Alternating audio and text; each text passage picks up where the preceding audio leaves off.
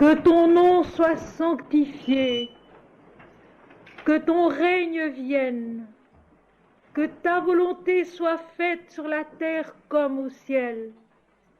Donne-nous aujourd'hui notre pain quotidien. Pardonne-nous nos fautes comme nous les pardonnons à ceux qui nous ont offensés. Ne nous laisse pas tomber dans la tentation, mais délivre-nous du mal, car c'est à toi qu'appartiennent le règne, la puissance et la gloire au siècle des siècles. Non pas moi, Seigneur, mais toi. Non pas moi, Seigneur, mais toi. Toi et toi seul. Seigneur, merci. Seigneur, merci. Seigneur, merci. Gloire à Dieu au plus haut des cieux et paix sur la terre parmi les hommes en tout lieu. Gloire à Dieu au plus haut des cieux et paix sur la terre parmi les hommes en tout lieu. Amen.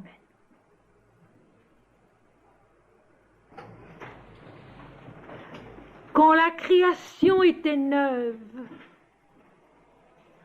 et que les étoiles brillaient toutes dans leur première splendeur, les dieux tinrent une assemblée dans le ciel et chantèrent « Ô tableau de perfection, joie sans mélange !» Mais l'un des dieux cria soudain « Il semble qu'il y ait quelque part un vide dans cette chaîne de clarté et qu'une des étoiles se soit perdue. » La corde d'or de leur harpe rompit. Leur chant s'arrêta, et dans l'épouvante ils pleurèrent. Certes, elle était la plus belle, cette étoile perdue, et la gloire de tous les cieux. Depuis ce jour, on la cherche sans cesse, et la lamentation de l'un à l'autre se poursuit. Avec elle, le monde aura perdu sa seule joie. Cependant, dans le profond silence de la nuit, les étoiles sourient et murmurent entre elles. Vaine est cette recherche, une perfection ininterrompue. Et partout. Cependant, dans le profond silence de la nuit, les étoiles sourient et murmurent entre elles. Vaine est cette recherche, une perfection ininterrompue. Et partout. Et c'est vers cette perfection que ce soir nous allons essayer de monter le plus haut possible. Pour tirer de quelques aspects d'une sadhana le chapitre des tantras. Le paragraphe 2. L'existence est esprit. Tout ce qui s'exprime à partir d'elle, sommet de son intensité, naît d'abord de l'esprit et s'organise selon l'épaississement progressif de sa conscience. L'existence est esprit. Tout ce qui s'exprime à partir d'elle, sommet de son intensité, naît d'abord de l'esprit et s'organise selon l'épaississement progressif de sa conscience. Celui qui, pas à pas, détourne sa vision des choses, conquiert la plénitude. Mais habituellement, l'homme ne connaît pas la nature de l'esprit. On le nomme Brahman, on le nomme l'Atman, on le nomme Dieu ou Shiva. Il est au-delà de toute désignation. Rien de ce qui est ne lui est inconnu, et cependant il est bien au-delà de l'expression infinie qui le voile. Le secret de la vérité est plus profondément caché que le sein de la terre.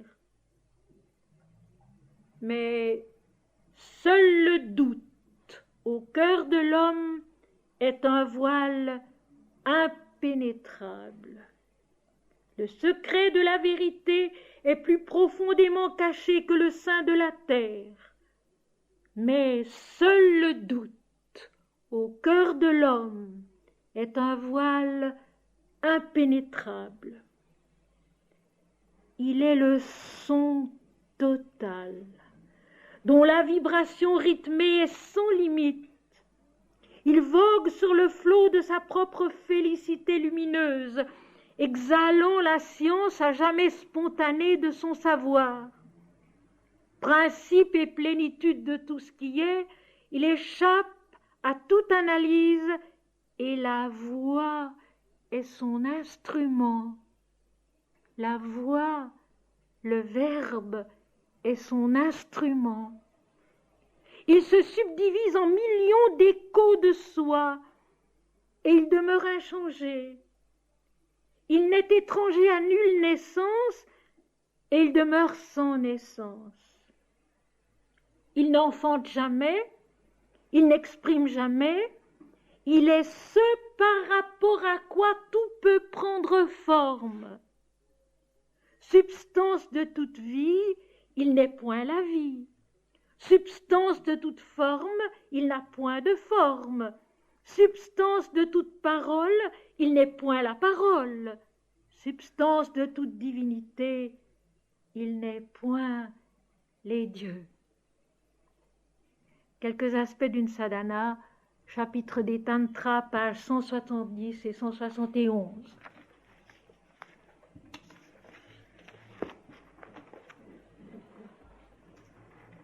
Hier soir et ce soir, nous lisons ensemble la Kena Upanishad, Upanishad étant la connaissance intérieure, et Kena voulant dire par qui, par quoi, d'où vient.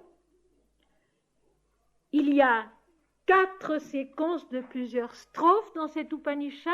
Nous avons vu hier soir les 2 premières, que j'ai intitulées la question essentielle, par qui, par quoi, d'où vient, et puis ensuite le numéro 2, l'enseignement.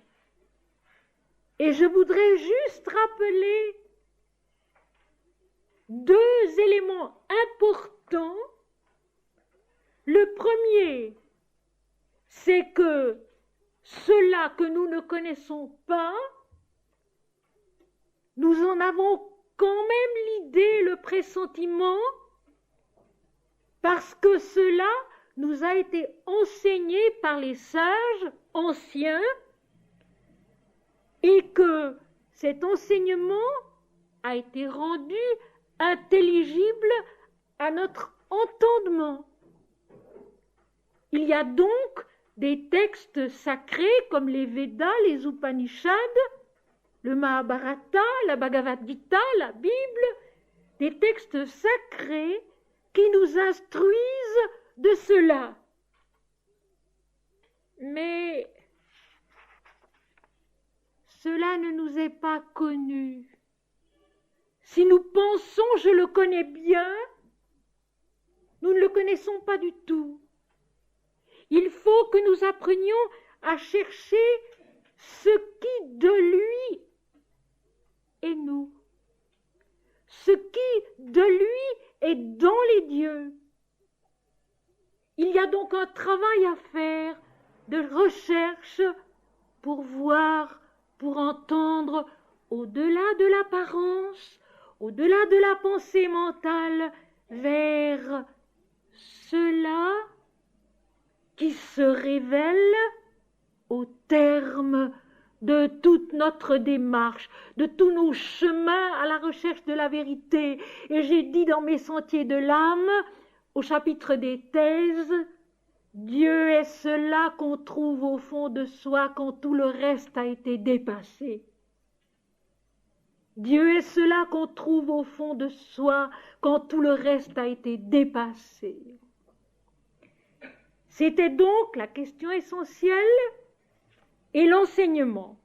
Et ce soir, nous allons prendre les séquences 3 et 4, auxquelles j'ai donné le titre de l'exemple, et ensuite, numéro 4, la révélation, donc la révélation de ce qu'est cela. Jusqu'ici, il a été question de l'homme. Jusqu'ici, il a été question du mental de l'homme, de la vue de l'homme, de l'ouïe de l'homme, du souffle de l'homme, qui viennent de cela, mais qu'il ne connaît pas, dont il a le pressentiment, dont il a une instruction millénaire, mais qu'il ne connaît pas. Et ce qui est intéressant, à mon avis, c'est que la suite concerne les dieux, concerne le divin en nous, bien entendu aussi, le divin partout, mais le divin en nous. Je rappelle donc que et le Christ, et Swami Vivekananda, et Saint Augustin, et Sri Aurobindo, et Sri Ramakrishna, et Mananda Mayi, et le Maharshi, et Chaitanya au XVe siècle, et bien d'autres, l'ont tous dit Dieu est en l'homme. Nous sommes l'éternel, nous sommes l'infini, mais nous ne le savons pas.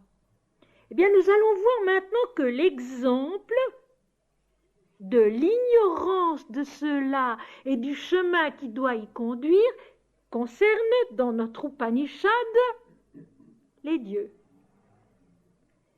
Il faut nous rappeler, et l'histoire est jolie, vous verrez, il faut nous rappeler que, de toute manière, pour comprendre les textes sacrés, quels qu'ils soient sanscrits, qu'ils soient bibliques, qu'ils soient autres, il faut les intérioriser et non pas les extérioriser. Il faut les dépersonnaliser, les rendre à l'impersonnelle vérité. Il faut les dédramatiser. Voir dans le récit, dans le déroulement des faits, autre chose qu'un drame terrestre, visible, humain, mais au contraire un cheminement intérieur vers la vérité, de l'ignorance vers la vérité. Je répéterai ce soir ce que j'ai dit à la Sorbonne mardi soir. La Bhagavad Gita, qui est un texte védantique aussi, donc un texte qui concerne la recherche et la connaissance de cela, l'absolu, l'impersonnel. Le titre de ce soir, c'est donc l'absolu. La Bhagavad Gita, qui est la guerre fratricide, le combat fratricide à Kurukshetra, entre les parents, les pères, les fils, les neveux, les oncles. Le Mahatma Gandhi a dit ceci: la Bhagavad Gita, c'est le combat intérieur de la conscience avec elle-même. Tout texte sacré est le cheminement, le combat intérieur de la conscience avec elle-même. Nous savons que notre conscience est multiple, diverse et surtout très instable. Et le dernier livre de la Bible, l'Apocalypse, dont je parle pour l'instant à la Sorbonne, est lui aussi le cheminement, le combat de la conscience avec elle-même, conscience diverse, et ici, conscience divine en l'homme, les dieux, parce que nous sommes faits des dieux, d'un équilibre particulier des dieux. Et voici le premier verset de la séquence numéro 3. C'est donc l'exemple maintenant. Après la question essentielle, après l'enseignement, maintenant l'exemple.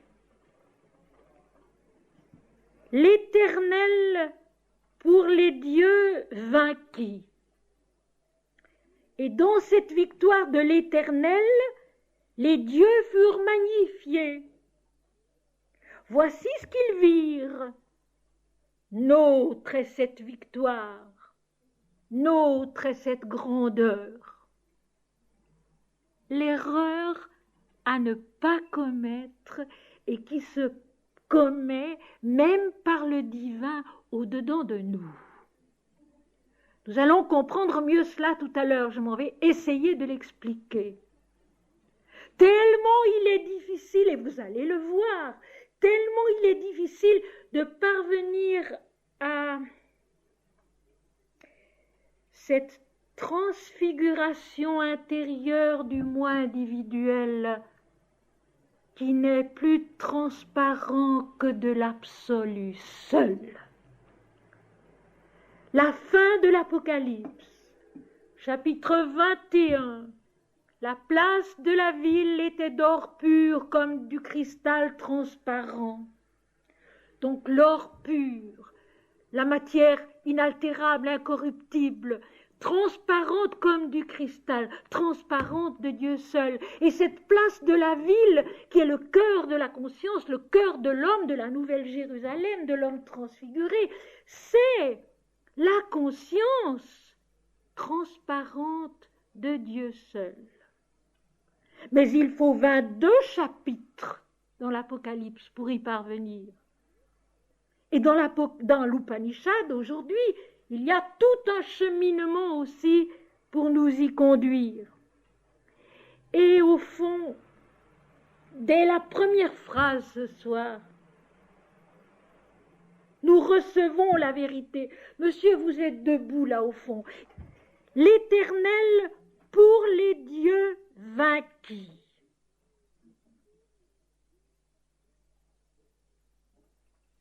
Quand Jésus dit « Mon enseignement n'est pas de moi,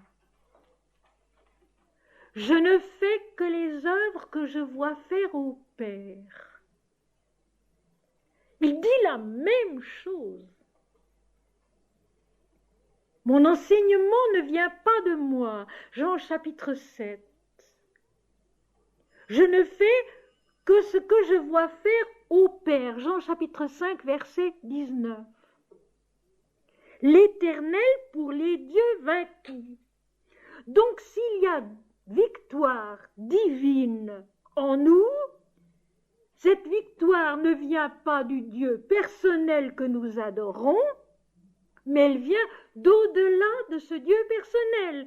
Et je répète toujours, quand Jésus dit « celui qui croit en moi », il veut dire ceci, celui qui voit l'Éternel en moi, et pas un personnage. Et l'Upanishad, avec un sens de l'éducation extraordinaire, va nous aider à faire ce chemin pas à pas qui conduit à la reconnaissance de cela. L'Éternel pour les dieux vaincus. Et dans cette victoire de l'Éternel, les dieux furent magnifiés. Les dieux sont grandis, les dieux sont magnifiés en nous parce que, à travers eux, il y a eu une victoire de cela, l'Éternel. Et nous autres,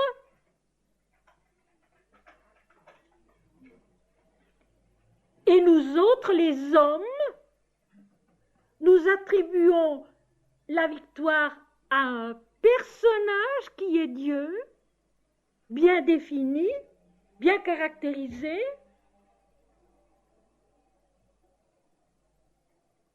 et finalement, en suivant cette ligne-là, nous descendons et nous nous attribuons la victoire à nous-mêmes.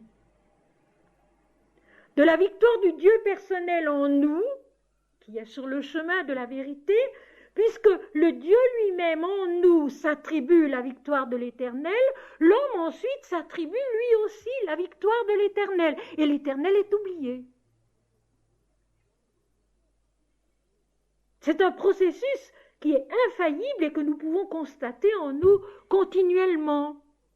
Par cette victoire de l'Éternel, les dieux sont magnifiés. Donc, ils grandissent leur prestance, ils ont plus de valeur, plus d'influence dans la pensée de l'homme, dans l'adoration de l'homme, mais il y a dans cette façon-là de concevoir la victoire une erreur qui peut devenir catastrophique, parce que peu à peu, ce n'est même plus le Dieu qui a remporté la victoire, mais c'est l'homme, alors que le seul auteur de toutes les actions, c'est cela, le seul consommateur de toute action, c'est cela, et le seul victorieux, c'est l'Éternel. Et la fin de cette strophe, les dieux furent magnifiés, voici ce qu'ils virent, ce qu'ils voient, ce qu'ils comprennent, les dieux. Nôtre est cette victoire, nôtre est cette grandeur.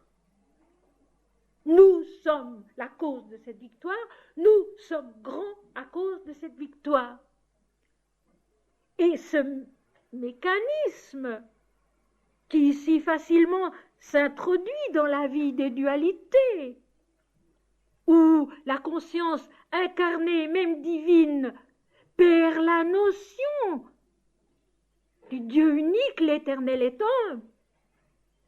Je rappelle ici en passant le chapitre 4 de l'Évangile selon saint Matthieu et de l'Évangile selon saint Luc. Je rappelle Jésus, transporté en extase par l'Esprit sur la montagne, réalisant là qu'il est le Fils de Dieu, qu'il est Dieu sur la terre, et aussitôt attaqué par Satan, le moi individuel qui vient lui susurrer « Tu es Dieu, tu as faim, ordonne à ces pierres de devenir du pain. » Ou bien « Tu es Dieu, jette-toi du haut de cette montagne, les anges viendront te porter. » Tu es Dieu, prosterne-toi devant moi, l'ego, l'individu avec majuscule, et je te ferai roi de la terre. Et Jésus n'a qu'une seule réponse. Il est écrit, tu aimeras le Seigneur ton Dieu de tout ton cœur, de toute ton âme et de toute ta pensée, et tu le serviras lui seul. Mais ici, les dieux, pris au piège de leur individualité divine, voient nôtre est cette victoire, nôtre est cette grandeur. Strophe 2. Cela discerna cette pensée qu'ils avaient, cela qui sait tout, qui est tout, qui fait tout, qui voit tout, discerne ce faux pas, le péché, le faux pas, qui va leur faire perdre leur victoire. Et cela, pour eux, devint manifeste.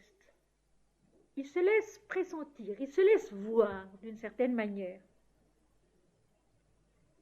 Ils commencent à se révéler à eux à cause de leur erreur. Dites, c'est consolant cela. C'est la miséricorde de l'Éternel, de l'infini. À cause de leur erreur, parce qu'enfin, ce sont quand même les dieux, c'est quand même l'adoration en nous, c'est quand même la persévérance en nous, c'est quand même la force de la piété en nous. À cause de leur erreur,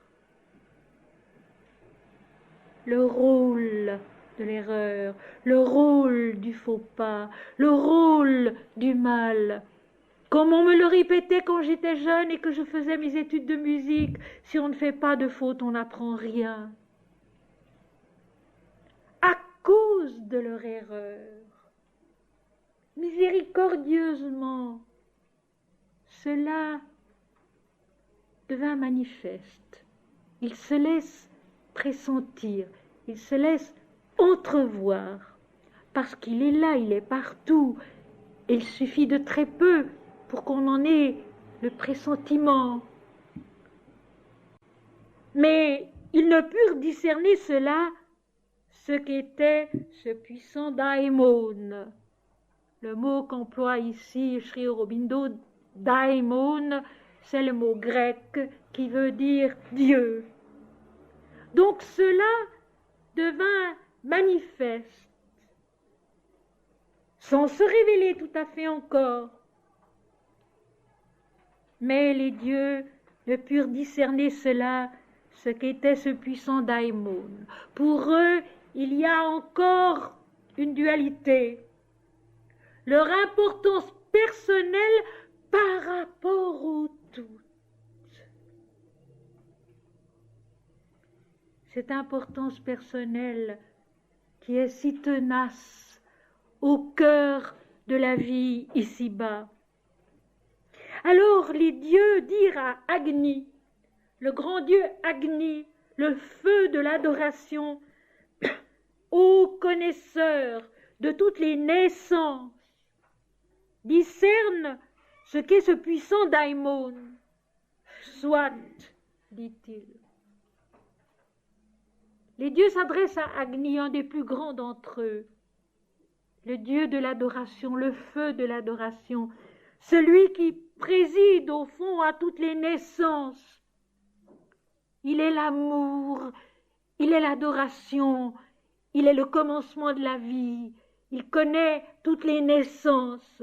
Toi qui connais l'origine, le commencement, toutes les naissances, donc encore dans la pluralité, dans la dualité, discerne ce qu'est ce puissant daimon, ce Dieu puissant que nous ne savons pas nommer, cela. Soit, dit-il. Au verset 4, la dualité est éclatante. Agni se rua sur cela. Cela lui dit, « Qui es-tu » ? « Je suis Agni, dit-il, et je suis le connaisseur de toute naissance. Autrement dit, moi, je. » Jusque dans le divin. Et mes chers amis, nous faisons dire à Jésus, moi, je.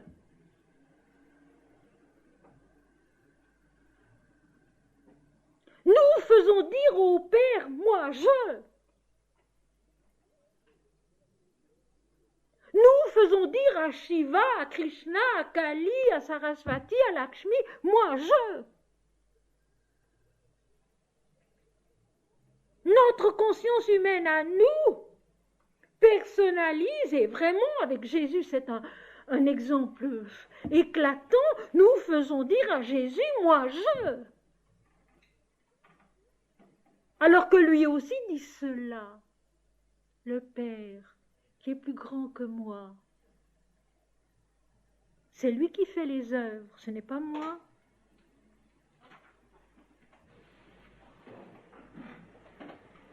Agni se rua sur cela. Dualité. Il se rue sur quelqu'un d'autre, sur quelque chose d'autre.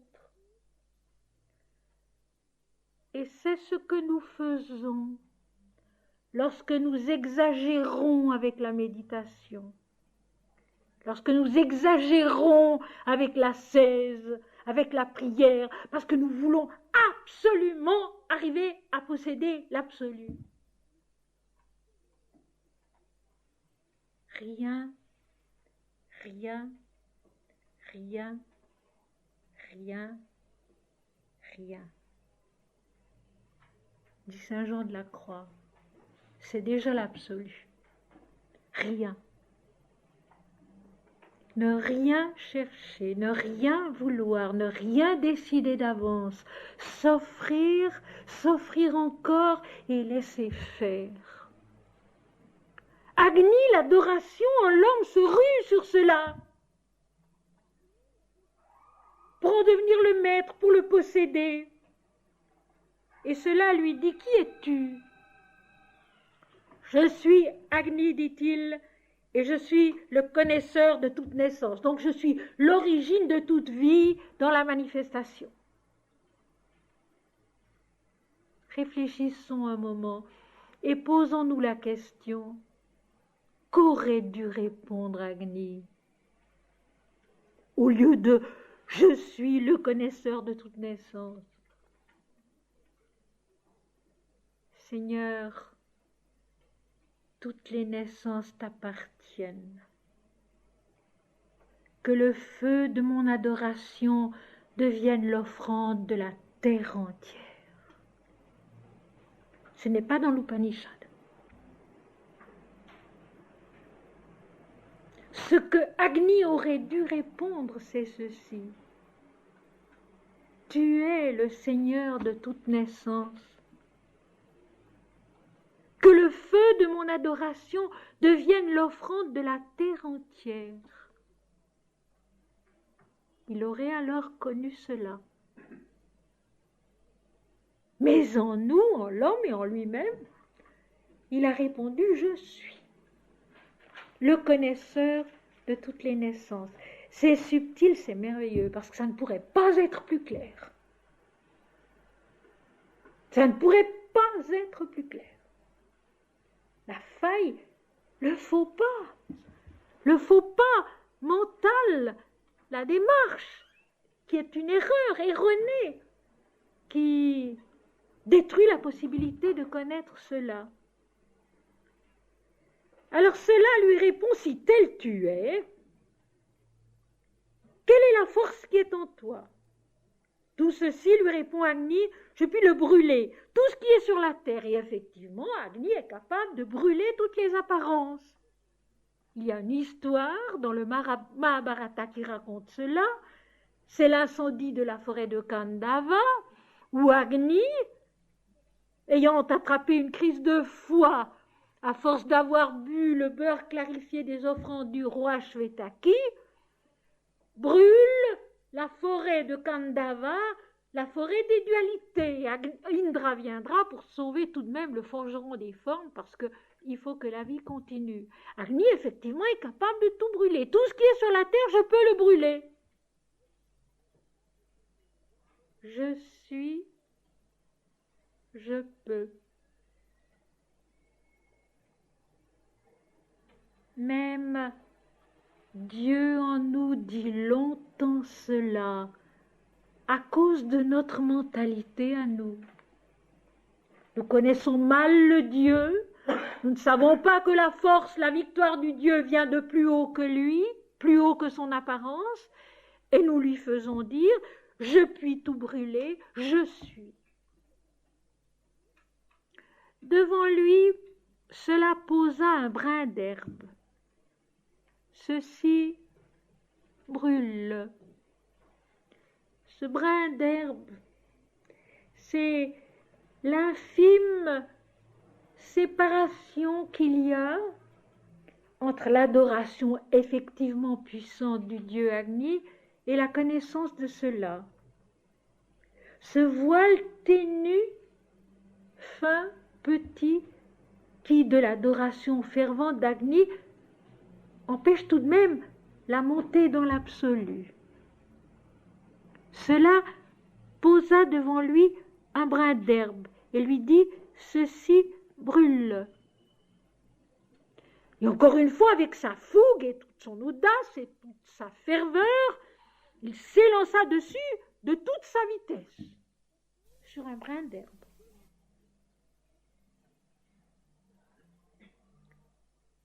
Et il ne put pas le brûler. Toute cette puissance dont il est conscient, qu'il possède en effet, que nous possédons avec lui en effet, se ruant à toute vitesse sur le brin d'herbe, sur ce voile impalpable qui sépare la connaissance relative dualiste de l'absolu, ne peut pas être brûlé. Et là, il est arrêté. Et de là, il s'en retourna. il redescend vers un état dualiste qui est le sien, qui est celui des hommes en lesquels il est tout de même l'adoration. Et il avoue, je n'ai pu discerner cela, ce qu'est ce puissant daimon. Le je suis, dans sa puissance divine même, le feu qui brûle, l'ardeur, la ferveur de l'adoration, dans sa puissance qui effectivement enflamme le cœur et lui permet de monter bien des échelons, même en se ruant sur le voile ténu qui sépare le fini de l'infini, n'a pas pu y changer quoi que ce soit. Il est repoussé, c'est la porte de l'Apocalypse. Celui qui ferme et nul n'ouvrira. C'est exactement cela. Apocalypse chapitre 3, verset 8. Celui qui ferme et personne n'ouvrira. Celui qui ouvre et personne ne fermera. Il est le maître de l'entrée de l'infini, de l'absolu. Et vous verrez comment on y parvient. Là, il s'arrêta et de là, il s'en retourna. Il revint en arrière, il revint à ce qu'il est, à ce qu'il était en nous, un Dieu personnel, une adoration personnelle. Je n'ai pu discerner cela, ce qu'est ce puissant daimon. Alors ils dirent à Vaillou, « Ô Vaillou, discerne ce qu'est ce puissant daimon. » Soit, dit-il, Vaillou, le dieu du vent, la puissance matérielle incorruptible, la persévérance de la piété dans le corps. Ô Vaillou, discerne ce qu'est ce puissant daimon. Soit, dit-il. Il se rua sur cela. Cela lui dit, qui es-tu? Je suis Vaillou, dit-il, et je suis celui qui s'épand dans la mer des choses. Mer, M grave et re, dans la mer des choses. Même démarche, même erreur. Vaillou, le souffle, le dieu du vent, la puissance incorruptible de la matière elle-même, s'élance à l'assaut de cela comme étant extérieur à lui, comme étant un deuxième, un autre. Nous avons vu mardi soir dans la 6e lettre de l'Apocalypse à Philadelphie, où la conscience parvient à l'adoration du semblable, du frère, tout près de l'identification. Et là, Vaillou se rue sur autre que lui, cela, l'absolu, qu'il ne connaît pas. Et cela lui dit, qui es-tu? Cela qui sait tout, cela qui fait tout, cela qui est tout, joue le jeu de l'instructeur avec une patience miséricordieuse infinie. Il utilise l'erreur pour l'enfanter à la vérité. Vous comprenez bien cela? Il utilise l'erreur pour l'enfanter à la vérité. Patiemment, doucement, en se jouant, parce qu'il sait que tout cela, c'est un jeu, ça passera. Le moment de l'absolu vient toujours. L'homme, les dieux, le monde s'y heurtent toujours une fois. Qui es-tu? Je suis Vaillou, dit-il, Et je suis celui qui s'épand dans la mer des choses. Donc, je suis le souffle, la puissance de vie matérielle qui pénètre partout, qui traverse tous les êtres et les choses.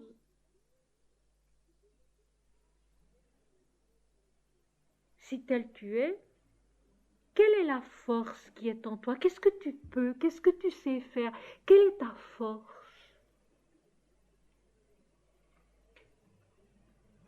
Parce qu'il faut une force dans l'être pour avancer, pour grandir, pour devenir. Quelle est ta force pour conquérir? Tout ceci, je puis le prendre. Tout ce qui est sur la terre. Je suis le souffle, je suis la vie, je peux reprendre le souffle, je peux tout prendre, je puis tout enlever de dessus la terre. Alors je pose la même question que tout à l'heure. Qu'est-ce qu'il aurait dû répondre, Vaillou? Il aurait dû répondre, Seigneur, la toute-puissance c'est toi. Je t'offre la mienne. Ça n'est pas tellement difficile. Seigneur, la toute-puissance c'est toi. Je t'offre la mienne. C'est ce tout petit détail que nous oublions toujours. Que de fois on me dit, j'ai médité, c'était merveilleux, j'avais vraiment l'impression que tout était un en moi, que j'entrais dans l'unité, qu'il allait se passer quelque chose, et puis j'ai eu peur.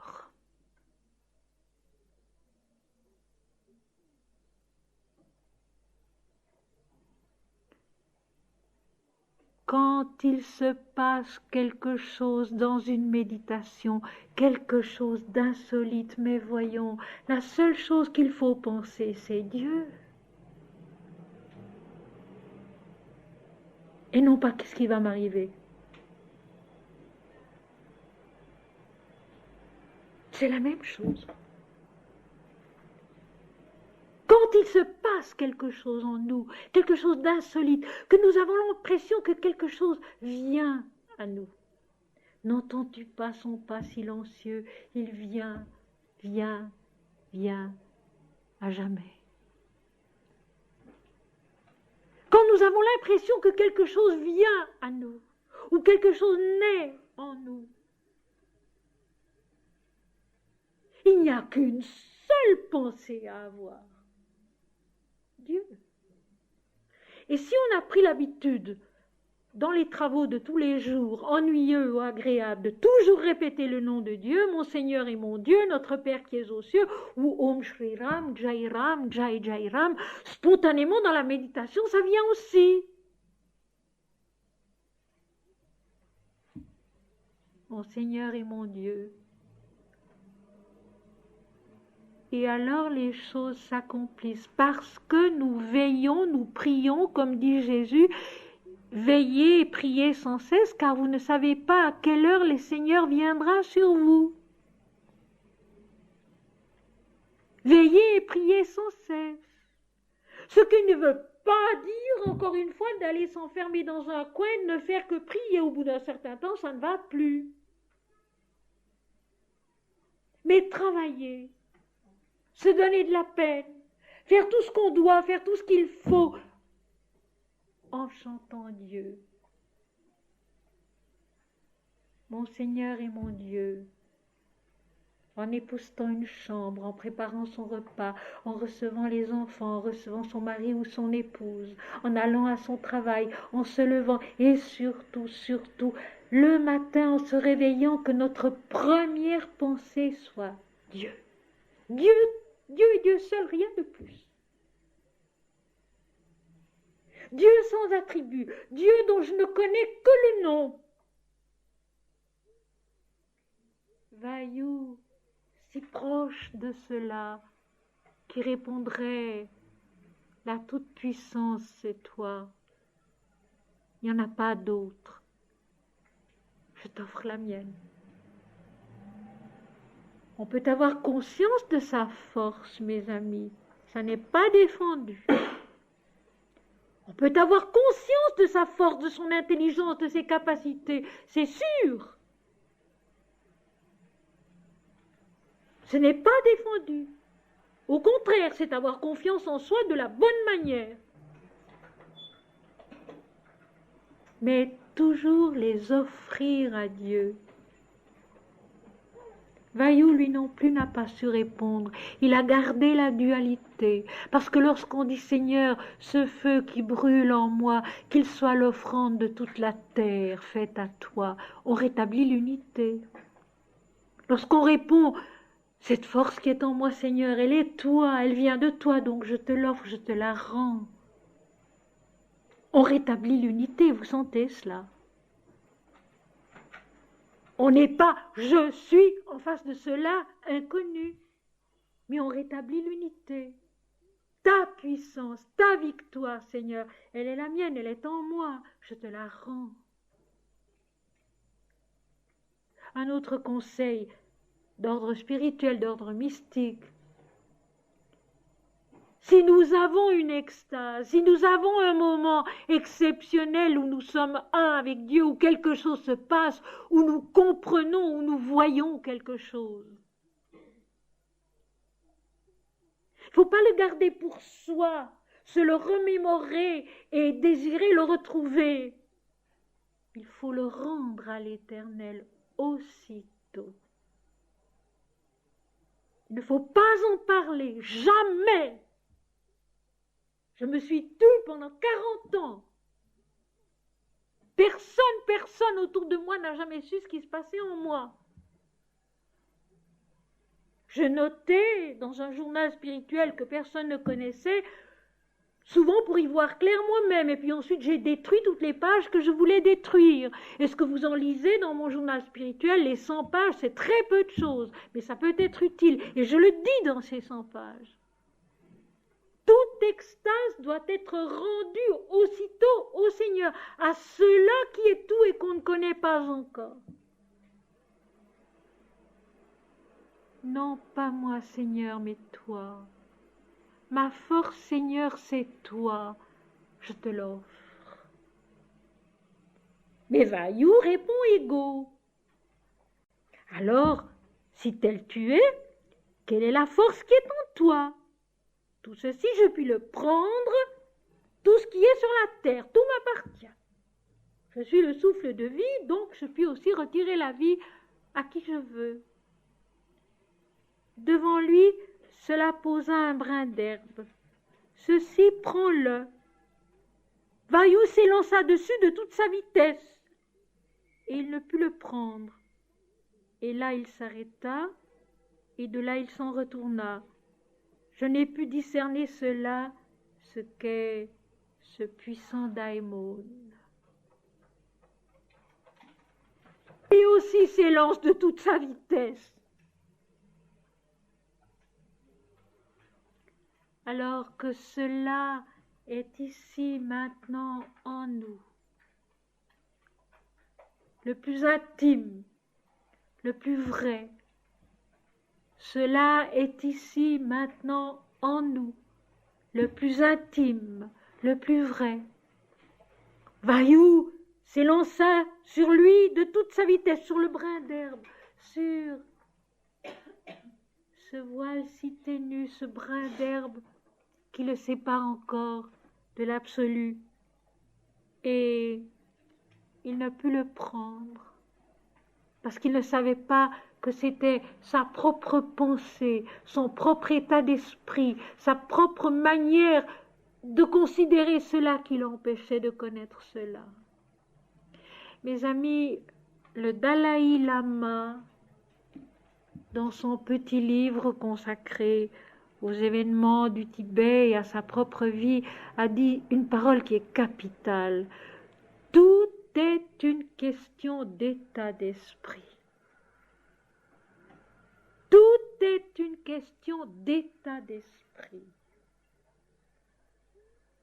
c'est de notre état d'esprit que dépend la bonne démarche vers la vérité ou la mauvaise démarche dans la vie. Notre façon de voir les choses, notre façon de les assumer, de les vivre, de les rejeter. Comme je le disais l'autre jour, les événements ne changent pas, la vie ne devient pas plus facile avec les années, au contraire, en vieillissant, la vie devient plus difficile de toute façon. Mais on peut la voir autrement, on peut l'accueillir autrement, on peut la vivre autrement, on peut l'assumer autrement. Et ça, c'est en notre pouvoir à tous et à chacun. Nous avons tous, si nous en avons la volonté, la possibilité de voir la vie autrement, de la vivre autrement, de l'assumer autrement. Quelqu'un qui est toujours grognon peut apprendre à ne plus être grognon. Quelqu'un qui se plaint toujours et qui n'est jamais content peut apprendre à être satisfait, reconnaissant et content de ce qui se passe, de ce qui lui arrive, de ce qu'il est. Il faut faire très attention à son état d'esprit. Et puis surtout, mes amis, je vais vous dire une chose. Il y a dans l'Évangile selon saint Thomas un passage assez joli où le royaume des cieux est comparé à un pêcheur qui, dans son filet, attrape beaucoup de petits poissons et un gros. Alors il rejette tous les petits poissons à la mer pour qu'ils puissent grossir et il garde seulement le grand poisson. Savoir rejeter, laisser aller les petites choses dans la vie pour s'attacher aux grandes, pour s'attacher aux plus importantes. Je me souviens que lorsque mes enfants étaient petits, ma mère trouvait que j'étais trop indulgente et que je laissais passer tant de choses. Et je lui ai répondu un jour, mais écoute maman, si je chicanais pour toutes ces petites broutilles de chaque jour, jamais je n'aurai l'autorité nécessaire quand il le faudra pour des choses importantes de dire ce qu'il y a à dire. Si je laisse faire maintenant, si je ferme les yeux sur quantité de choses, parce qu'elles n'en valent pas la peine, j'aurai l'autorité nécessaire plus tard quand il le faudra. Et c'est bien ce qui s'est passé.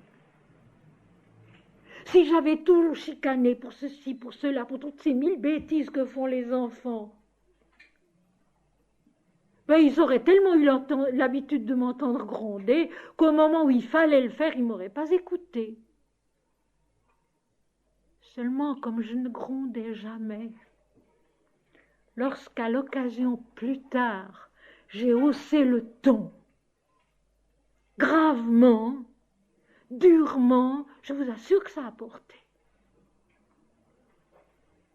Maman qui ne grondait jamais, maman qui disait ce n'est pas grave, ça n'a pas d'importance, devant une jupe déchirée, devant une tache d'encre, devant une mauvaise note, devant quantité de choses de ce genre, maman qui tout d'un coup se fâche, ça portait. Bien, je crois qu'envers soi-même, on doit aussi être ainsi. Savoir ne pas attacher plus d'importance qu'il n'en faut aux petites choses. Pour avoir la force, justement, d'assumer les grosses. D'être face à face avec les grandes, avec des forces neuves, avec bonne humeur, parce que si on a passé son temps à gronder, on n'est plus de très bonne humeur. Si on a passé son temps à sourire et à pardonner, on est de bonne humeur et on a des forces. Savoir discerner le grand poisson qui a de l'importance de tous les petits poissons qu'il faut laisser filer dans la mer pour qu'ils grandissent encore et qu'ils aient aussi l'occasion de montrer ce qu'ils peuvent devenir.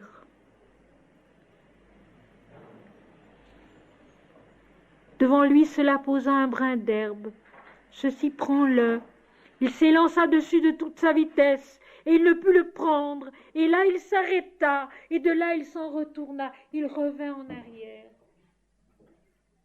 Il revint à ce qu'il était, à cette force qui, en réalité, est encore une impuissance. C'est comme ça qu'on fait de Jésus une impuissance aussi. Il ne suffit pas de dire son nom, et il le dit lui-même. Ceux qui me disent Seigneur, Seigneur n'entreront pas tous dans le royaume des cieux, mais celui-là seul qui fait la volonté de mon Père qui est dans les cieux. C'est exactement la même chose. Ceux qui me disent Seigneur, Seigneur n'entreront pas tous dans le royaume des cieux, mais celui-là seul qui fait la volonté de mon Père qui est dans les cieux. Donc plus haut que moi, plus grand que moi. Qui dites-vous que je suis? Qui dit-on que je suis? Qui est Jésus? Jésus est l'Éternel Dieu. Il est cela, lui aussi. Et il le savait. Il nous l'a donné. Et nous l'avons perdu. Nous nous sommes rués sur lui en disant « Je suis, tu es ». Et nous avons perdu le Père, nous avons perdu l'Éternel Dieu qui est un. Il s'en retourna et il avoue « Je n'ai pu discerner cela, ce qu'est ce puissant daimon ». Alors, ils dirent à Indra, maître des plénitudes, le mental illuminé, le grand Dieu, le maître des dieux, avant Shiva, parce que le culte d'Indra est un culte ancien qui est maintenant à peu près totalement abandonné dans l'Inde et qui est remplacé par le culte de Shiva avec lequel il a de grands rapports de ressemblance. Trouve-toi la connaissance de ce qu'est ce puissant daimon. Le mental illuminé. Soit, dit-il. Lui aussi, bien qu'il soit le mental illuminé, se souvenant de son origine, Dieu, il se rua vers cela et cela disparut de devant lui. Nous retrouvons notre passage de hier dans le colloque Agastya Indra, cela n'est pas aujourd'hui, cela n'est pas davantage demain, qui donc connaît cela qui est suprême et merveilleux, cela se meut et agit dans la conscience de chacun, mais aussitôt qu'il est approché par la pensée, cela s'évanouit. Indra lui aussi, le mental illuminé, le mental qui se souvient de l'origine divine de toute chose, se rua sur cela disparut de devant lui.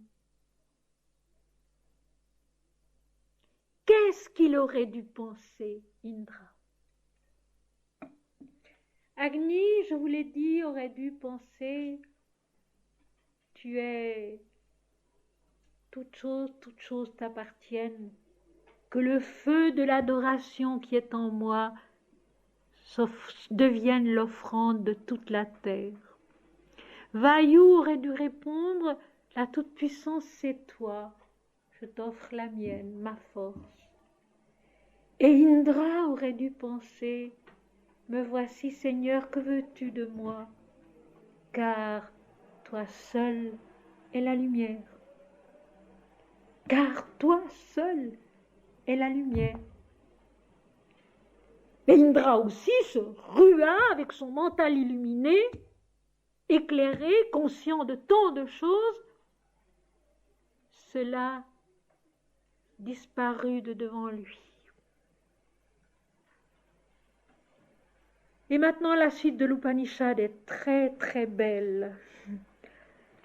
Et j'espère avoir l'inspiration nécessaire pour nous la faire vivre dans toute sa profondeur, dans toute sa grandeur, dans toute sa beauté.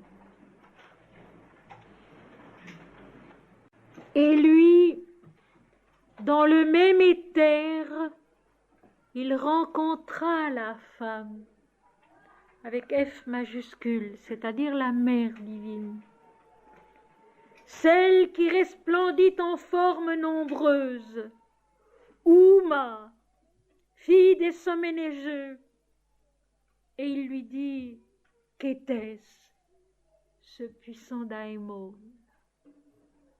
Indra, le mental illuminé, qui s'est rué sur cela et qui a vu disparaître cela, il rencontre la mère divine. Et si Sri Aurobindo était ici à ma place, il vous dirait ceci: c'est la mère divine seule qui nous ramène à l'absolu.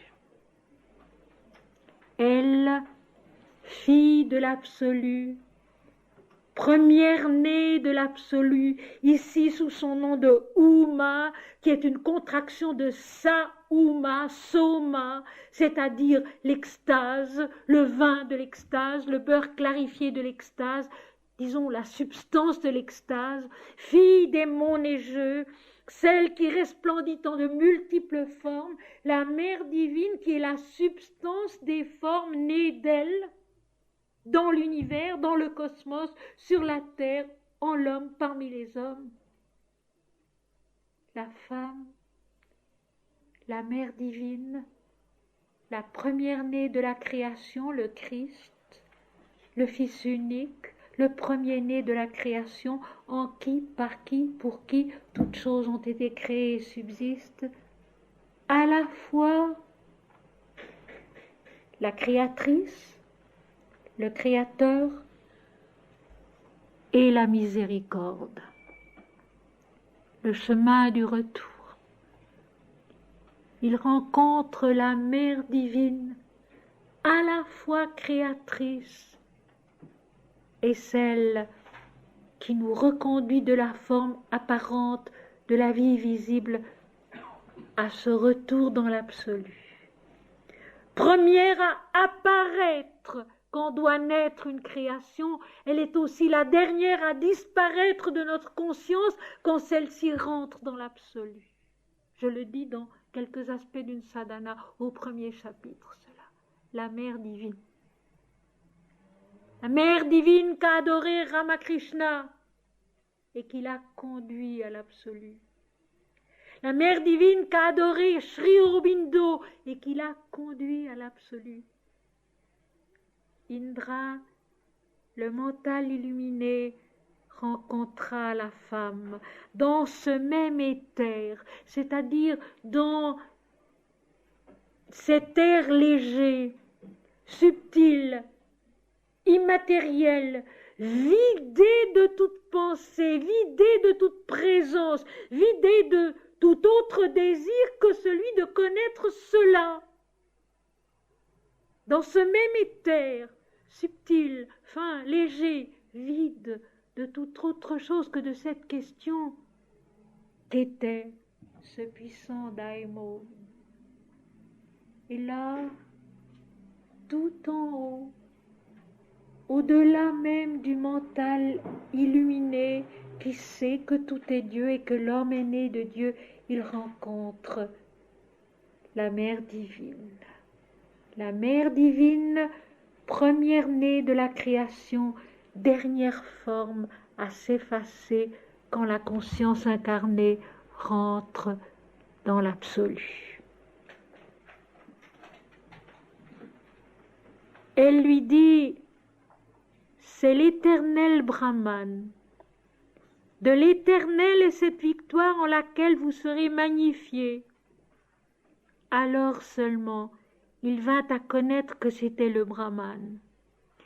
Le mental illuminé entend la voix du Verbe. Le Verbe créateur et révélateur de soi. Ce que je vous lisais tout à l'heure dans ce texte consacré au Tantra, il est le son de la plénitude. Et son instrument, c'est la voix, le Verbe. le mental illuminé qui n'est plus habité que par cette question: qu'était ce puissant daimon? Il entend la voix de la miséricorde, de la mère divine, fille de l'absolu, mère des multiples formes, lui dire: c'est l'éternel Dieu, le Brahman. De lui vient cette victoire en laquelle vous serez magnifiés. De lui vient la vérité qui fait que vous, les dieux personnels qu'on adore, s'accomplissent et accomplissent les hommes dans la vérité, en cela qui est l'éternel Brahman. De l'éternel est cette victoire en laquelle vous serez magnifiés. Ce n'est pas de vous, c'est d'au-delà de vous, de l'éternel Brahman, de l'âme unique toute pénétrante. Alors seulement Indra vint à connaître que c'était le Brahman, que c'était l'âme unique, parce que lui-même il est devenu le Brahman, un avec le Brahman, à la fois le centre et le tout. Dans ce même éther transparent, vidé de toute présence, il n'y a plus que cela dont le voyant est le centre et le tout. L'un, l'éternel qui est un, l'indivisible unité de l'esprit qui est toute la vie. Aussi, ces trois dieux sont-ils comme par-delà tous les autres dieux, eux, Agni, Vayu et Indra, qui furent le plus près de toucher cela. Agni, l'adoration. Vayu, la force de la persévérance concrète dans l'incarnation. Indra, le mental illuminé qui en l'homme se souvient qu'il est né de Dieu. Ces trois dieux-là, on peut les invoquer, répéter leur nom. Ils nous conduisent tout près de cela. Et puis, quand il est l'heure, c'est la mère qui intervient. Et c'est la mère qui nous accomplit dans l'absolu. Agni, Vayu et Indra qui furent le plus près de toucher cela. Aussi, Indra est-il comme par-delà tous les autres dieux, parce qu'il fut le plus près de toucher cela, parce qu'il sut le premier que c'était Brahman. Le mental illuminé, le mental, et nous allons en avoir le chemin décrit dans les versets suivants. C'est merveilleux parce que l'Upanishad, non seulement elle nous dit ce qu'est cela, mais elle nous donne le chemin pour y aller, pour y monter, pour y travailler, dirons-nous. Indra est-il comme par-delà tous les autres dieux, parce qu'il fut le plus près de toucher cela, parce qu'il sut le premier que c'était Brahman, et en lui, c'est la nature de Shiva qui est ainsi toute proche de l'absolu. Shiva qui est la toute lumière étincelante et indifférenciée. Shiva qui est la nature de cela, la toute lumière indifférenciée. Et Indra c'est Shiva, Shiva c'est Indra. Il est le plus près. Om Indra, Indra Om. Om Indra, Indra Om, ou bien Om Namah Shivaya, Om Namah Shivaya, Om Namah Shivaya, Om Seigneur Shiva, devant toi je me prosterne. Si on se sent dans une période de purification nécessaire intérieure, on peut répéter Om Namah Shivaya, Om Namah Shivaya, Om Namah Shivaya. C'est la même chose que d'invoquer Indra, parce que Shiva est tout près de l'absolu. Et ce n'est pas pour lui nous demander de nous conduire à l'absolu, parce que nous en sommes encore trop loin. Ce n'est pas pour cela. mais c'est pour nous garder sur le chemin, si lointain soit-il encore, qui conduit à l'absolu. Vous sentez la différence? Chantez Om Namah Shivaya, avec une soif au fond de soi qui est légitime, une nostalgie qui est naturelle, qui est fondamentale. Non pas en se disant, il va me conduire à l'absolu, nous en sommes encore beaucoup trop loin. L'absolu, c'est l'absolu finalement. C'est très loin de nous. Mais Om Namah Shivaya, Om Namah Shivaya, Om Namah Shivaya, pour qu'il nous maintienne sur le chemin de la vérité. C'est la même chose quand on dit Jésus-Christ, Fils de Dieu, notre Seigneur, aie pitié de nous pauvres pécheurs, la prière du pèlerin russe. Jésus-Christ, Fils de Dieu, notre Seigneur, aie pitié de nous pauvres pécheurs. Jésus-Christ, maintiens-nous sur le chemin de la vérité, parce que nous nous trompons, nous sommes pécheurs, c'est-à-dire que nous nous trompons de route. Nous nous égarons, nous faisons un faux pas qui nous éloigne de la victoire. Indra, Shiva, Agni, Vayu, les grandes aides divines en nous, à condition que nous nous souvenions toujours que leur victoire vient non pas d'eux personnellement, mais de l'éternel Brahman qui est au-delà. À travers le Dieu personnel qu'on adore, et cela va être expliqué maintenant dans les versets suivants, à travers le Dieu personnel qu'on adore, se souvenir que la victoire vient de plus loin, vient de plus haut, de cela qui est à tous et en chacun, et que nous ne connaissons pas. Et ici, il y a quelque chose de très, très merveilleux. Le Shruti de l'Upanishad est une parole du Christ dans l'Évangile selon saint Luc. Cela est désigné ainsi. C'est comme cet éclair qui éclate sur nous, ou comme ce battement de paupières. Ainsi, en ce qui est des dieux, vous vous rappelez le brin d'herbe, tellement peu de choses. Cela est désigné ainsi.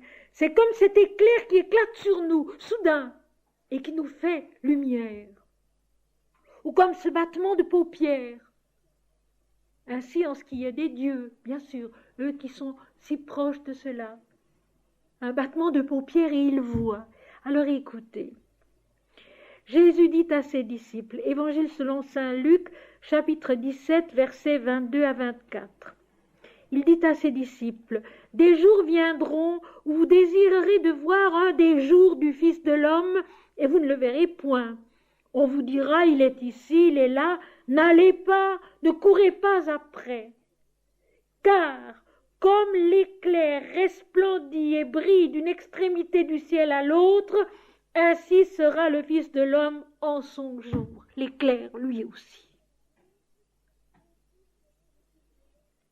Cette illumination soudaine,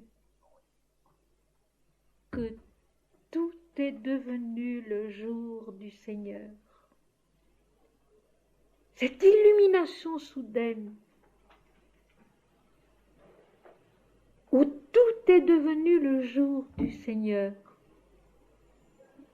Je répète, cela est désigné ainsi, c'est comme cet éclair qui éclate sur nous, ou comme ce battement de paupières, ainsi en ce qui est des dieux. Et Jésus, lui, il va plus loin quand il dit « Comme l'éclair resplendit et brille d'une extrémité du ciel à l'autre, envahissant toute l'immensité, toute l'étendue. » Et maintenant, le Shruti 5, qui est particulièrement important et qui, en quelques mots, donne toute la démarche avec beaucoup de précision.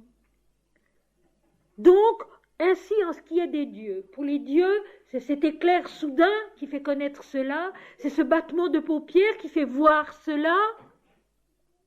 Maintenant, en ce qui est du moi, avec majuscule, c'est comme le mouvement de ce mental qui semble atteindre cela et par quoi ensuite la volonté en pensée se rappelle constamment cela. Et ce verset-là, je vais vous l'expliquer très scrupuleusement parce que c'est la démarche et il est important de bien la comprendre. Maintenant, en ce qui est du moi, avec M majuscule, le moi qui revient continuellement dans la Bhagavad Gita, le chant du bienheureux Seigneur Krishna. Nous commençons notre cheminement pieux, spirituel,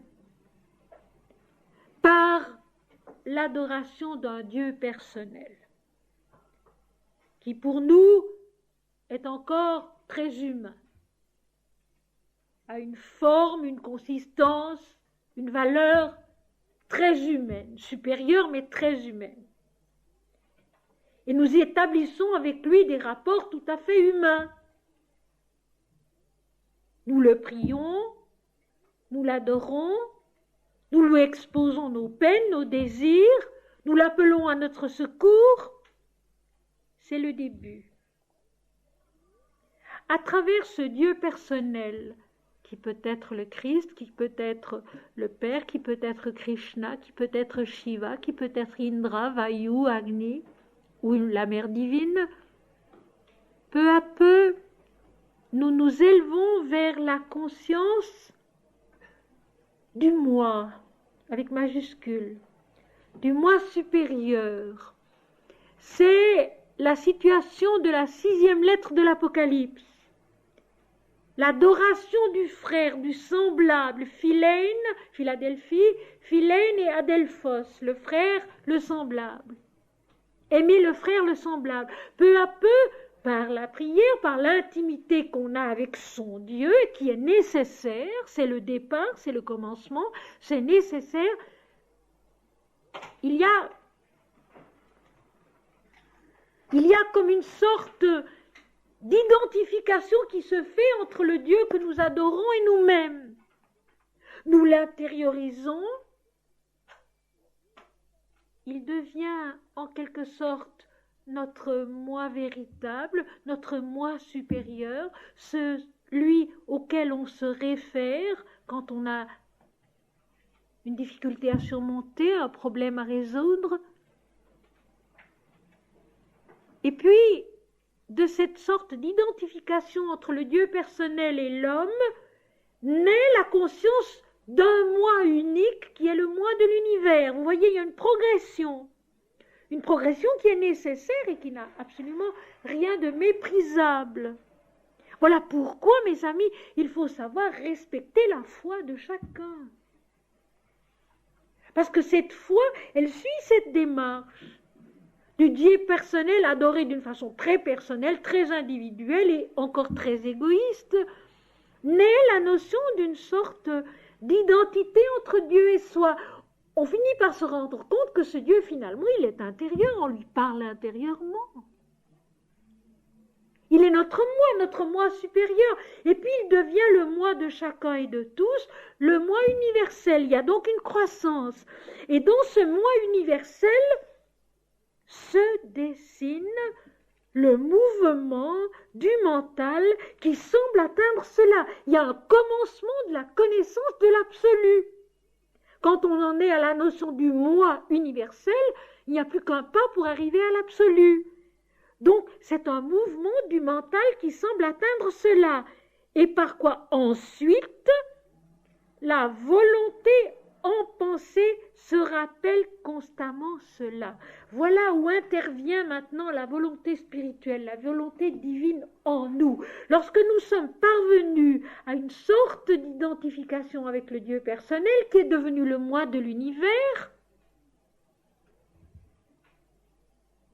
il faut se souvenir constamment, avoir la volonté de se souvenir constamment que cela, l'origine de tout, la vie de tout, le souffle de tout, l'intelligence de tout, est au-delà et que c'est au-delà qu'il faut rester branché.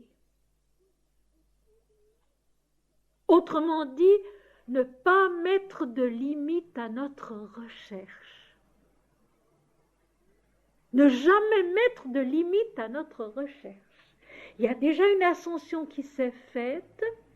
Jésus, Fils de Dieu, est devenu un avec le Père. Il va devenir l'éternel Dieu. Mais il faut qu'il le devienne en nous. Rester attaché à l'homme Jésus pendu sur la croix, c'est le confiner dans l'impuissance. Il faut se souvenir que moi et le Père, nous sommes un, que je suis en lui comme il est en moi, et que Jésus, c'est l'éternel Dieu. Avoir la volonté dans le mental de se souvenir constamment de cela qui est au-delà de tout. Dieu est cela qu'on trouve au fond de soi quand tout le reste a été dépassé. Et maintenant, après toute cette explication, l'exemple des dieux qui se heurtent à leur impuissance, la description de l'éternel Dieu qui est la victoire dans les dieux et dans les hommes, nous arrivons à la joie. Cela annonce ce délice. C'est ce délice que l'on doit rechercher. Celui qui connaît cela ainsi, vers lui en vérité, toutes les existences tournent leurs désirs. Il y a là de nouveau une indication très précieuse. Cela, finalement, c'est l'allégresse, c'est la joie, c'est le délice suprême. Alléluia, la joie suprême, ce délice que l'on doit rechercher, cette joie suprême, cette paix suprême, cette plénitude d'être que l'on doit rechercher. Et voilà encore une chose que j'ai souvent dite en d'autres termes, celui qui connaît cela ainsi, comme étant l'éternel Brahman, la victoire des dieux eux-mêmes, celui qui connaît cela ainsi, il s'aperçoit d'une chose, c'est que vers cela, toutes les existences tournent leurs désirs. Et c'est exactement ce que je veux dire lorsque je vous dis que on n'arrive pas à la connaissance pour soi-même.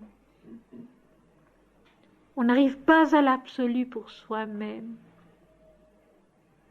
mais pour l'univers entier. Et la connaissance de l'absolu, c'est en même temps la connaissance que l'univers entier est un et que l'univers entier recherche l'absolu et s'accomplit dans l'absolu en une seule conscience qui y parvient. Tout est un et tout est Dieu. Celui qui connaît cela ainsi, vers lui en vérité toutes les existences tournent leurs désirs, parce que cela, lorsqu'il est connu, il est la réponse à l'espoir de l'univers entier. Tu as dit, dis-moi l'Upanishad, c'est-à-dire la connaissance intérieure. L'Upanishad t'a été dite. De l'éternel en vérité est l'Upanishad que nous t'avons dite. Elle vient du verbe de vérité, c'est-à-dire de la mère divine, Sarasvati, et de nulle part ailleurs. L'Upanishad t'a été dite. De l'éternel en vérité est l'Upanishad que nous t'avons dite. Une vérité qui peut toujours être vécue à nouveau, quel que soit le siècle, quel que soit le peuple, quelles que soient les circonstances. De l'éternel en vérité est l'Upanishad que nous t'avons dite, la connaissance intérieure qui peut toujours être vérifiée à nouveau, qui est immuable, toujours la même, une et parfaite. Et l'Upanishad ne s'arrête pas là. Elle considère la vie dans le monde. De cette connaissance, austérité, conquête de soi et œuvre sont la base. Les Védas sont tous ses membres, la vérité est sa demeure. Donc de cette connaissance de cela, de l'absolu, austérité, c'est-à-dire détachement de soi, joyeux renoncement à soi, joyeux oubli de soi. Non pas moi, Seigneur, mais toi. Je fais ce que je peux, j'essaye de faire au mieux avec toute mon intelligence, toutes mes forces, tout mon amour, mais l'auteur c'est toi, l'intelligence c'est toi, le consommateur c'est toi. Personnellement, le résultat de mes actions ne m'importe pas. C'est ça le secret. Personnellement, le résultat de mes actions ne me concerne pas, ne m'importe pas. Je fais ce que je peux. Comme on disait autrefois, fais ce que dois et Dieu pourvoira. Nos pères avaient de la sagesse. Fais ce que dois et Dieu pourvoira. C'est exactement cela. Faire tout ce qu'on doit, là où on est, au moment nécessaire. Et puis l'offrir. Seigneur, que mon amour soit l'adoration de la terre entière pour toi. Seigneur, que la force que tu m'as donnée te soit offerte à toi aussi, pour que tu la rendes victorieuse. Seigneur, que mon intelligence adore ta lumière, parce que tu es seul la toute lumière. De cette connaissance, austérité donc, oubli de soi, don de soi, c'est encore plus beau. Oubli de soi, don de soi, conquête de soi. Ah ah. Connais-toi toi-même. Conquête de soi. Se posséder pour se donner, devenir maître de soi, maître de ses capacités et conscient de ses faiblesses. C'est ça être maître de soi. Conscient de ses capacités, mais maître de ses faiblesses. Et œuvre juste, yukta en sanskrit, c'est-à-dire en union avec Dieu. Œuvre toujours accomplie en se souvenant de Dieu. Sont la base. Ceci reste la base sur terre. L'oubli de soi, le don de soi, l'amour des autres, le service de Dieu et des hommes, la maîtrise de soi et les œuvres accomplies en union avec Dieu sont la base. Les Védas sont tous ses membres, les membres de cette connaissance. Toutes les variations, toutes les diversités, toute la multiplicité, les hymnes védiques qui ne sont qu'une progression dans la lumière par la lumière sont ses membres. Il faut donc lire les Védas, les relire, les interroger.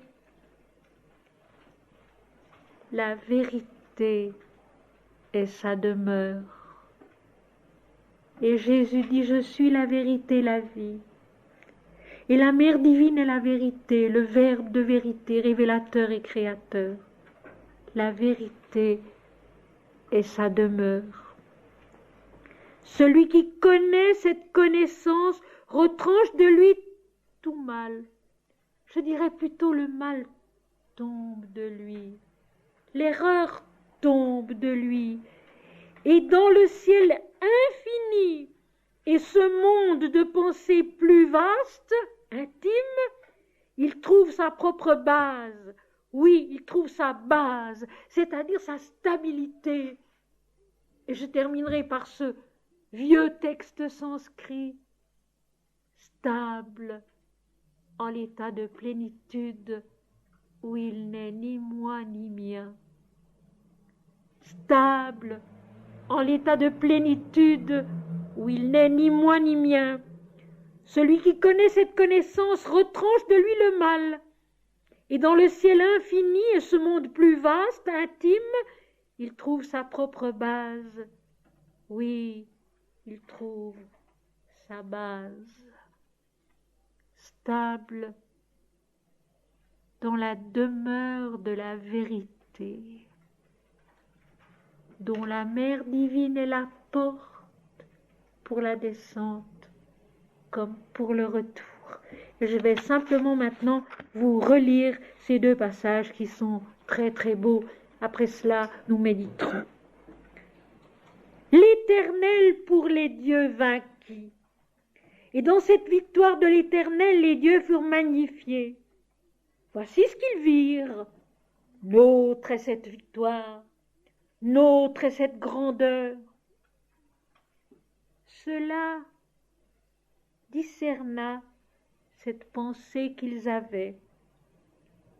Pour eux, cela devint manifeste. Ils ne purent discerner cela, ce qu'était ce puissant daimon. Ils dirent à Agni, « Ô connaisseur de toute naissance, discerne ce qu'est ce puissant daimon. » « Soit, dit-il. Il se rua sur cela. Cela lui dit, « Qui es-tu » ? « Je suis Agni, dit-il, et je suis le connaisseur de toute naissance. Si tel tu es, quelle est ta force qui est en toi ? Tout ceci je puis le brûler, tout ce qui est sur la terre. » Devant lui, cela posa un brin d'herbe. Ceci, brûle-le. Il s'élança dessus de toute sa vitesse, et il ne put le brûler. Et là il s'arrêta, et de là il s'en retourna. Je n'ai pu discerner cela, ce qu'est ce puissant daimon.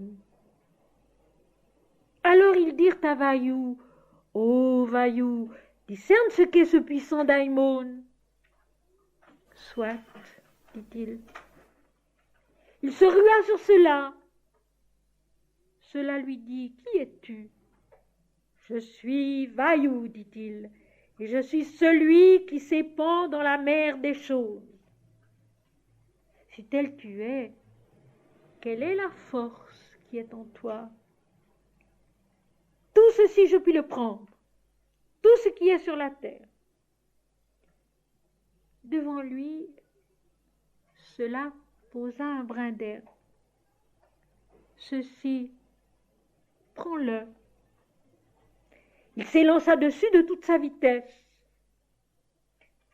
et il ne put le prendre. Et là il s'arrêta, et de là il s'en retourna. Je n'ai pu discerner cela, ce qu'est ce puissant daimon.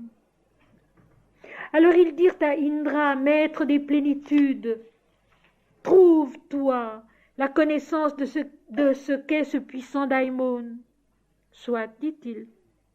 Il se rua vers cela. Cela disparut de devant lui.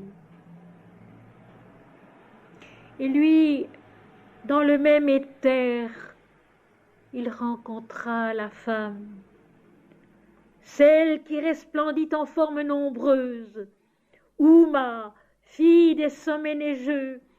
Il lui dit, « Qu'est ce puissant daimon ?» Elle lui dit, « C'est l'éternel Brahman.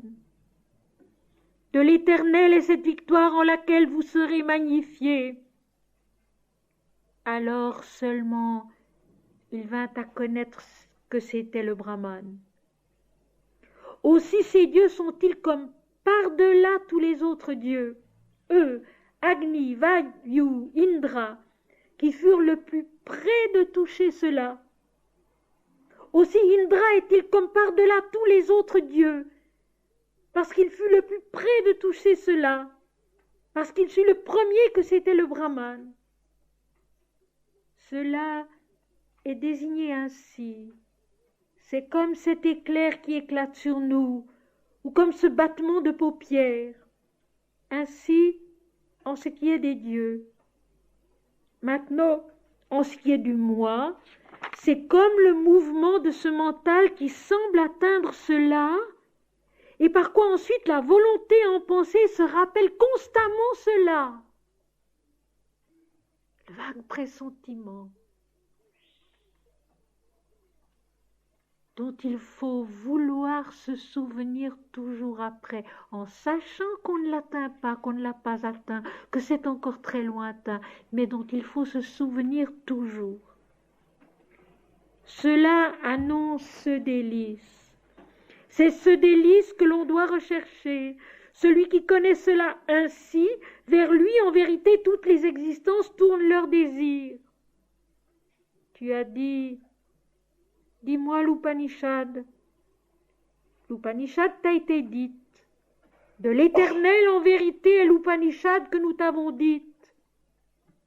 De cette connaissance, austérité, conquête de soi et œuvre sont la base. Les Védas sont tous ses membres. La vérité est sa demeure. Celui qui connaît cette connaissance retranche de lui le mal, et dans le ciel infini et ce monde plus vaste, intérieur, il trouve sa propre base. Oui, il trouve sa base, stable en l'état de plénitude où il n'est ni moi ni mien. Voilà, mes amis, en 2 soirées, la Kena Upanishad, traduite en anglais par Sri Aurobindo, et puis rendue en français. Quelque chose de l'Upanishad peut nous être utile à chacun et à tous. Quelque chose. Un mot, une phrase, avec laquelle on va marcher, on va avancer. Le plus humblement possible, parce que l'humilité est génératrice de pensées vraies, de pensées justes. L'orgueil, l'égoïsme sont générateurs de mensonges. Il faut se souvenir de cela. L'humilité nous apporte la vérité, nous enseigne la vérité. L'orgueil, l'égoïsme nous enseigne le mensonge. Il faut se souvenir de cela.